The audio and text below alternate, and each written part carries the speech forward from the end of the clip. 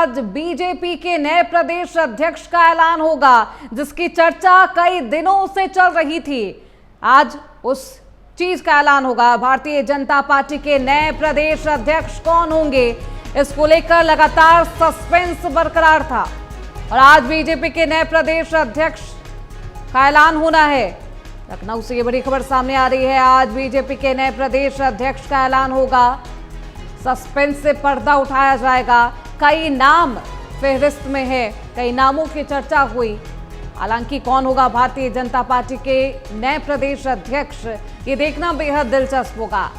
आज ये उम्मीद जताई जा रही है कि बीजेपी आला कमान नए प्रदेश अध्यक्ष का ऐलान कर सकते हैं। कुछ ही देर में यूपी बीजेपी के नए प्रदेश अध्यक्ष का ऐलान होगा। कई नामों को लेकर सस्पेंस बरकरार है और ये कहा जा रहा है कि मात्र कुछ घंटे का वक्त बाकी है और बीजेपी के प्रदेश अध्यक्ष कौन होंगे इसका ऐलान कर दिया जाएगा। काफी दिनों से इसकी चर्चा हो रही थी, कई नाम भी आपने सुने होंगे, लेकिन आज ये तय हो जाएगा। आज ऐलान किया जाएगा कि आखिरकार यूपी में उत्तर प्रदेश में भारतीय जनता पार्टी के प्रदेश अध्यक्ष कौन होंगे। अभी भूपेंद्र चौधरी हैं, क्या उन्हें ही दोहराया जाएगा या कोई नया चेहरा भारतीय जनता पार्टी के नए प्रदेश अध्यक्ष के कुर्सी को संभालता हुआ दिखाई देगा, ये देखना बेहद दिलचस्प होगा। पहले नंबर पर डिप्टी सीएम केशव प्रसाद मौर्य का नाम सामने आ रहा है।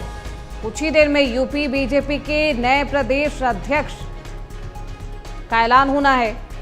केशव प्रसाद मौर्य का नाम सबसे आगे है इस लिस्ट में। हालांकि कुछ ही देर में ऐलान हो जाएगा। भारतीय जनता पार्टी के आलाकमान ये ऐलान करेंगे कि आखिरकार कौन होगा अब नया प्रदेश अध्यक्ष। देखिए 27 का विधानसभा चुनाव होना है, ऐसे में प्रदेश अध्यक्ष की बेहद अहम भूमिका होती है और कौन होगा इसकी चर्चा तब भी हो रही थी जब लोकसभा चुनाव और देखिए पंचायत चुनाव भी है नजदीक। इससे पहले भारतीय जनता पार्टी यूपी में नए प्रदेश अध्यक्ष का ऐलान कर देगी और सबसे ज्यादा चर्चा केशव प्रसाद मौर्य के नाम की हो रही है। डिप्टी सीएम है योगी सरकार में, पहले नंबर पर है डिप्टी सीएम केशव प्रसाद मौर्य, जिनकी चर्चा सबसे ज्यादा हो रही है। ये कहा जा रहा है कि वही संभालेंगे प्रदेश अध्यक्ष की कुर्सी। हालांकि ये देखना बेहद दिलचस्प होगा क्योंकि हमेशा ही भारतीय जनता पार्टी चौंकाती है, लोगों को हैरान कर जाती है। क्या यूपी में केशव प्रसाद मौर्य ही नए प्रदेश अध्यक्ष बनेंगे? कुछ ही देर में ऐलान हो जाएगा भारतीय जनता पार्टी की तरफ से। हमारे साथ हमारे सहयोगी विवेक त्रिपाठी इस खबर पर ज्यादा जानकारी के साथ जुड़ चुके हैं। सीधे रुख करते हैं उनकी तरफ। विवेक, कई महीनों से सस्पेंस बरकरार था, कई जो नाम है वो सामने आए, लेकिन अब ये चर्चा हो रही है कि कुछ ही देर में, महज कुछ घंटे में ऐलान कर सकती है भारतीय जनता पार्टी कि कौन होगा नया प्रदेश अध्यक्ष। किन किन नामों की चर्चा हो रही है, विस्तार से बताइए। देखिए श्रुति, करीब 6 महीने से ज़्यादा का वक्त बीत चुका है। जनवरी के अंत तक ये प्रदेश अध्यक्ष का नाम का ऐलान हो जाना चाहिए, लेकिन चूंकि अभी केंद्रीय अध्यक्ष जो भारतीय जनता पार्टी के केंद्रीय अध्यक्ष हैं उनके नाम की घोषणा नहीं हुई है, तो ऐसे में उत्तर प्रदेश भी टला हुआ है। यहाँ पर असमंजस की स्थिति बनी हुई है। 5 नाम जो सबसे खास नाम चल रहे हैं उसमें केशव प्रसाद मौर्य डिप्टी सीएम है, उनका नाम पहले नंबर पर है।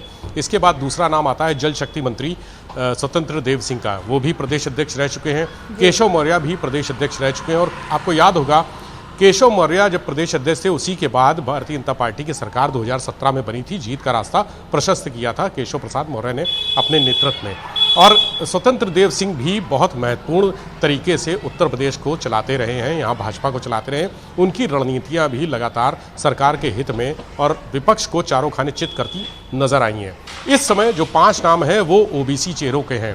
केशव प्रसाद मौर्य पहले नंबर पर है, स्वतंत्र देव सिंह दूसरे नंबर पर हैं। इसके बाद धर्मपाल सिंह, वो भी मंत्री हैं प्रदेश सरकार में। केंद्रीय मंत्री हैं बीएल वर्मा, उनका नाम आता है। इसके अलावा पूर्व मंत्री साध्वी निरंजन ज्योति, ये सभी ओबीसी चेहरे हैं। साध्वी निरंजन ज्योति अगर बनेंगी तो पहली महिला प्रदेश अध्यक्ष होंगी, ये भी चर्चा चल रही है। हालांकि ओबीसी चेहरे पर ही भारतीय जनता पार्टी दांव लगाने वाली है, क्योंकि ओबीसी का वोट बैंक सबसे बड़ा वोट बैंक है। 40% के आसपास जो वोट बैंक है वो ओबीसी जातियों का है। इसीलिए भारतीय जनता पार्टी ओबीसी चेहरे पर दांव लगाना चाहती है। हालांकि इसके अलावा ब्राह्मण चेहरे पर भी एक नाम चल रहा था। पंडित दिनेश शर्मा जो डिप्टी सीएम रह चुके हैं, इस समय राज्यसभा सदस्य हैं, उनका भी नाम चल रहा था। दलित चेहरे भी तलाशे जा रहे थे। दलितों की राजनीति भी भारतीय जनता पार्टी बहुत मुखर होकर कर रही है, तो दलित चेहरे भी तलाशे जा रहे थे। लेकिन जो वोट बैंक का समीकरण है, वोटों का समीकरण है, 2027 का चुनाव है, पंचायत चुनाव इसी साल के अंत तक उसकी घोषणा हो जाएगी। फरवरी और मार्च, अगले साल फरवरी और मार्च तक पंचायत चुनाव हो जाएगा। तो ऐसे में सारे कील काटे भारतीय जनता पार्टी दुरुस्त करना चाहती है। जो जातीय राजनीति है, गांव का चुनाव होता है, पंचायत का चुनाव कहा जाता है कि गांव का चुनाव होता है, वहां पर जातीय आधार पर वोटिंग सबसे ज़बरदस्त होती है, सबसे ज़्यादा होती है। यही वजह है भारतीय जनता पार्टी चाहती है कि ओबीसी चेहरे का कोई कैंडिडेट आगे लाया जाए, जिससे पंचायत चुनाव जो ज़मीनी स्तर का चुनाव होता है उसमें पूरी भूमिका बन जाए। और ये चूंकि इस पंचायत चुनाव को विधानसभा चुनाव का सेमीफाइनल माना जा रहा है, तो ऐसे में भारतीय जनता पार्टी कोई कमी, कोई चूक नहीं करना चाहती है, नहीं छोड़नी चाहती है। इसीलिए ओबीसी चेहरे पर दांव लगाना है ताकि 2027 में तीसरी बार पंचायत चुनाव से पहले, क्योंकि अब सेमीफाइनल माना जा रहा है, 27 का विधानसभा चुनाव है, लोकसभा चुनाव के नतीजे वापस नहीं चाहती है भारतीय जनता पार्टी, खासतौर पर उत्तर प्रदेश में। तो ऐसे में मजबूती लाई जा रही है। सबसे ज्यादा जो नाम की चर्चा हो रही है, केशव प्रसाद मौर्य है, डिप्टी सीएम है। अब खैर कितनी देर और इंतजार करना होगा विवेक, क्योंकि 6 महीने का एक लंबा इंतजार है, पूरा राजनीतिक दल कर रहा है। और कितनी देर, क्या बताया जा रहा है, कितने घंटे में ऐलान कर दिया जाएगा? देखिए, अगर भारतीय जनता पार्टी के सोर्सेस की माने तो केंद्रीय स्तर पर नाम का चयन हो चुका है। कल आपको याद होगा रविवार को एक बहुत महत्वपूर्ण बैठक हुई थी इंदिरा गांधी प्रतिष्ठान में, और वहां पर संगठन के सभी लोग शामिल थे। भारतीय जनता पार्टी के जो कोर टीम है भारतीय जनता पार्टी की, वो कोर टीम के मेंबर शामिल थे। तमाम मंत्री थे, डिप्टी सीएम थे दोनों। मुख्यमंत्री योगी आदित्यनाथ के साथ बैठक करके संगठन की मजबूती पर चर्चा की गई थी।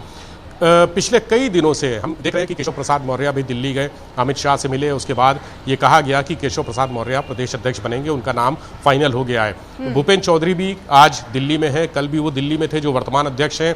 उनको मंत्री बनाए जाना है, मंत्रिमंडल का विस्तार भी होना है। तो प्रदेश अध्यक्ष के साथ ही, जो सोर्सेस के हवाले से क्षण की खबर आ रही है, प्रदेश अध्यक्ष के साथ ही 6 नए मंत्रियों के नाम की भी घोषणा हो जाएगी कि कौन कौन लोग मंत्री बनेंगे। इसीलिए थोड़ा समय लग रहा है।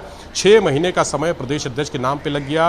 ये माना जा रहा था कि मंत्रियों के नाम और प्रदेश अध्यक्ष के नाम एक साथ सामने आएंगे। हालांकि आज भी चर्चा सुबह से चल रही है, दिल्ली में गतिविधियां तेज है। एनडीए की जो बैठक हुई है उसमें बहुत सारी बातें, चर्चाएं की गई हैं कि उत्तर प्रदेश में चुनाव कैसे होगा, किस तरह से होगा। जो घटक दल है, खासकर उत्तर प्रदेश के, उनके नेता वहां पर मौजूद रहे हैं। लखनऊ में भी इस बात की चर्चा रही है, मीटिंग हुई है, और उत्तर प्रदेश के जो बड़े नेता हैं उनमें चर्चा है कि आज संभवतः शाम तक किसी नेता पर करते हैं एनडीए खेमे से, योगी सरकार के किसी मंत्री पर, तो वह है केशव प्रसाद मौर्य। और जब प्रदेश अध्यक्ष बनेंगे, कितना नफा नुकसान होगा भारतीय जनता पार्टी को, कितना नुकसान होने वाला है समाजवादी पार्टी को, इसको भी विस्तार से बताइए। देखिए श्रुति, जो जातीय समीकरण है वो अखिलेश का फार्मूला है पीडीए का, पिछड़ा, दलित और अल्पसंख्यक। हालांकि उन्होंने ए को बाद में अगाड़ी भी कर दिया था।